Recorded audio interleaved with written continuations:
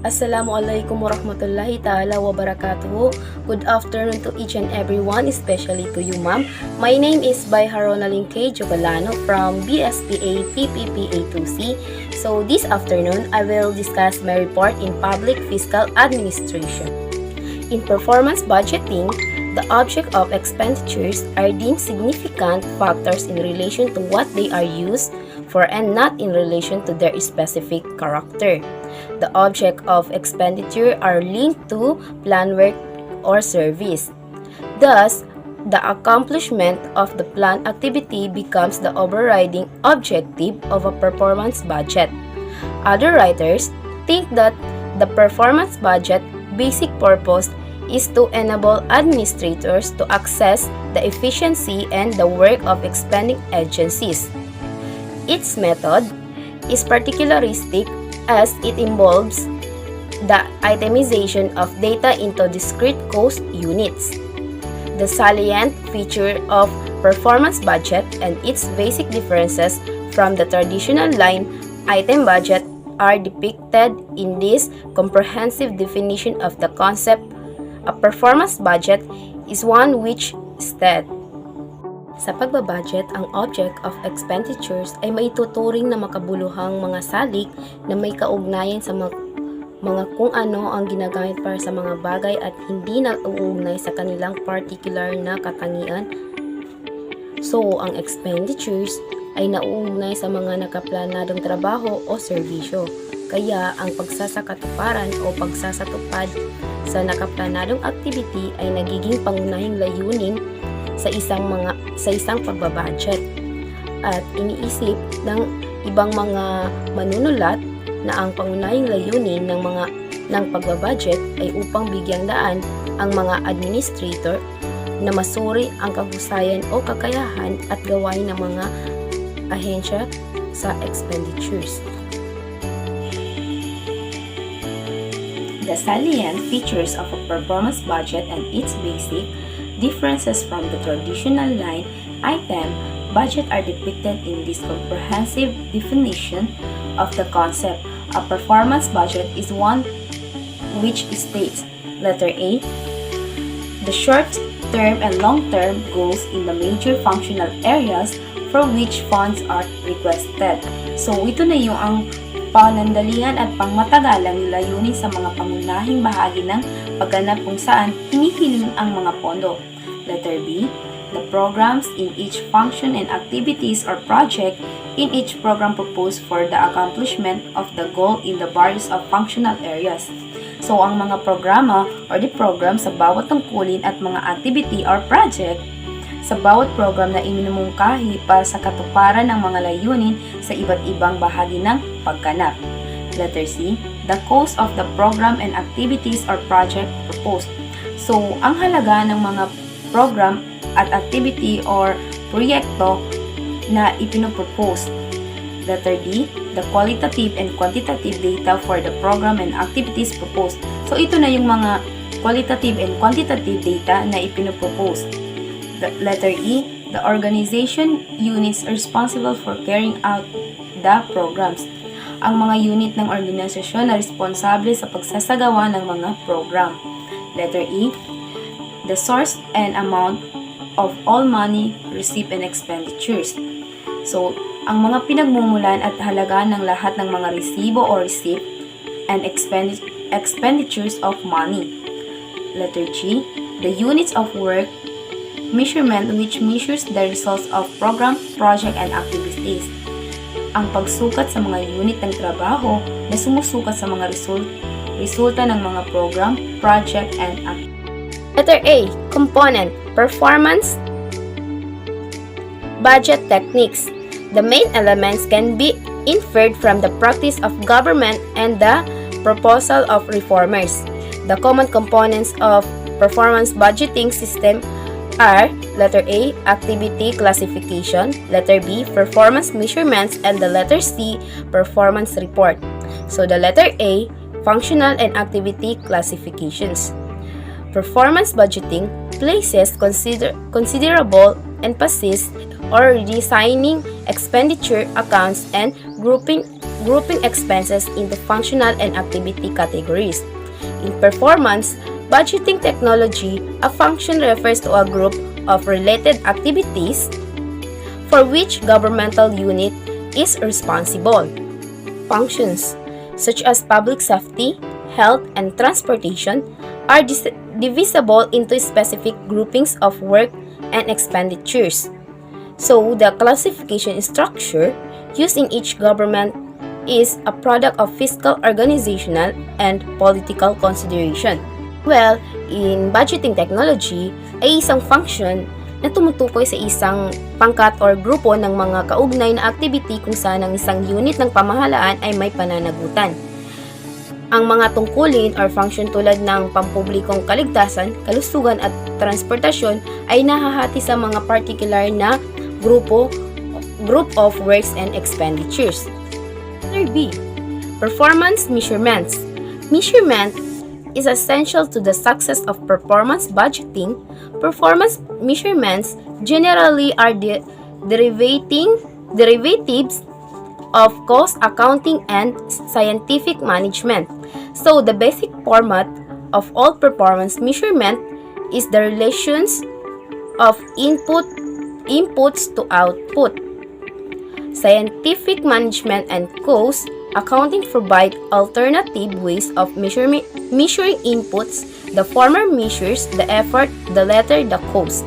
Ang measurement ay importante sa success of performance budgeting, while the basic format of the performance measurement is the input or yung pagpasok ng budget and the output or yung paglabas ng budget. So, the number 3 is performance report. Reports are a special type of performance measurement, a retrospective assessment of what was accomplished with budgeted resources. The performance report can either be an interim audit or a post audit of work and cost.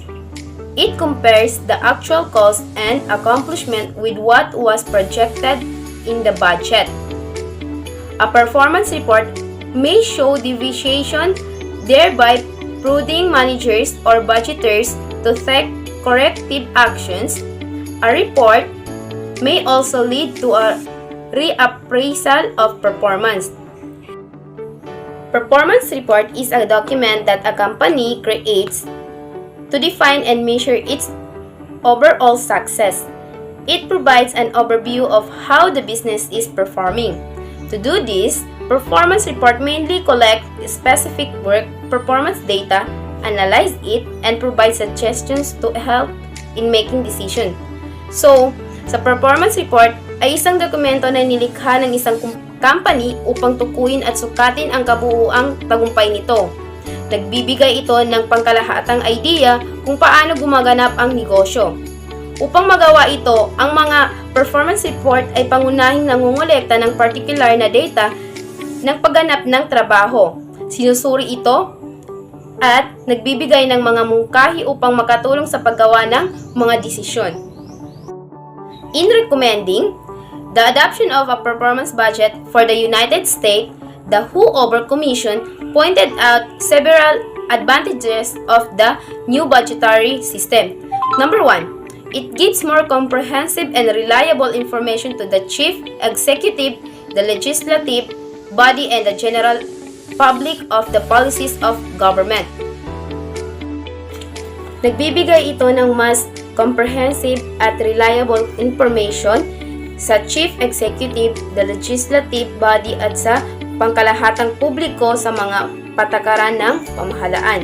The number 2 is it helps individual legislators to understand what the government is doing and what the costs are. So, tinutulungan ito ang mga individual na mambabatas na maunawaan kung ano ang ginagawa ng gobyerno at kung ano ang mga cost nito. The number 3 is it improves legislative examination of budgetary requirements and enables the legislative financial committees to decide more easily the basic expenditures issues each year. So, pinapabuti nito ang pagsusuri sa legislative ng mga kailangan sa pagbabudget at binibigyan daan ang mga committee sa pananalapi ng legislative mas madaling magpasya sa mga pangunahing issue sa pag-asta sa bawat taon. Number 4, it makes possible the submission and consideration of the budget for a shorter length of time. Ginagawa nitong posible ang pagsasubmit at pagsasaalang-alang ng budget para sa mas maikling panahon o oras. Number 5, it enables the administration to place responsibility upon subordinate official for the clear execution of the provision made by the legislative. So, binibigyan daan nito ang administration na maglagay ng pananagutan sa mga subordinate na official para sa mas malinaw na pagpapatupad ng mga provision na ginawa ng legislative. The last one is it permits effective performance in reporting on budgeting and management. So, pinahihintulutan nito ang epektibong pagganap sa pag-uulat sa pagbabudget at pamamahala nito. Letter B, attitude towards performance budget. Performance budgeting was a marginal utility to the budget participants who followed their routines, although cognizance of the need for change, least affected and least interested were those on the periphery of budget life, legislators, operating officials, and governors. So they had a vital stake in budget outcomes and also in the form in which the budget is cast, but none perceived performance budgeting as having a critical influence over form or outcomes. Ang performance budget daw ay isang marginal utility kung saan sumusunod sa routine ang mga budget participants. Sila yung nakakaalam kung ano ang kailangan baguhin.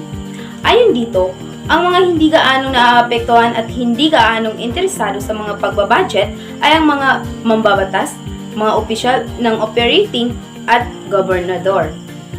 But kahit papaano, nagkakaroon din sila ng mahalagang stake sa mga resulta ng budget. Performance budgeting mean the elevation of management concerns to central prominence. Yet, once we're to read participant interest in the control, management, and planning function of budgeting, management would score the lowest. So ang pagbabudget sa performance budget ay nangangahulugan ng pagtataas ng mga alalahanin sa pamamahala sa sentrong katanyagan. But if one were to read the participant interest in the control, the management and planning function of budgeting, so ang pamamahala ay magiging pinakamababa. So in the final analysis, budgeters felt that it made little difference whether one method or another was used because during the period of the performance budget experiment, they merely went through an exercise in accounting. So sa huling pagsusuri, nadama ng mga nagbabudget na ito ay gumagawa ng kaunting differences kung ang isang paraan o iba ay ginamit. In the day of experiment in performance budget, dumaan lamang sila sa isang exercise o ehersisyo sa accounting. Letter C, the Philippine experience in performance budgeting. So the cognizant of the lag in the development of public fiscal management, the field of budgeting in the early 1950s, the Philippine government took concerted efforts to improve the budgetary system. So, the move was towards a more systematic pattern of allocating available funds among competing public expenditures requirements. So, the Budget Accounting and Auditing Modernization Project was launched in July 1954 in collaboration with the United States Management Consultancy firm of Books by Allen and Hamilton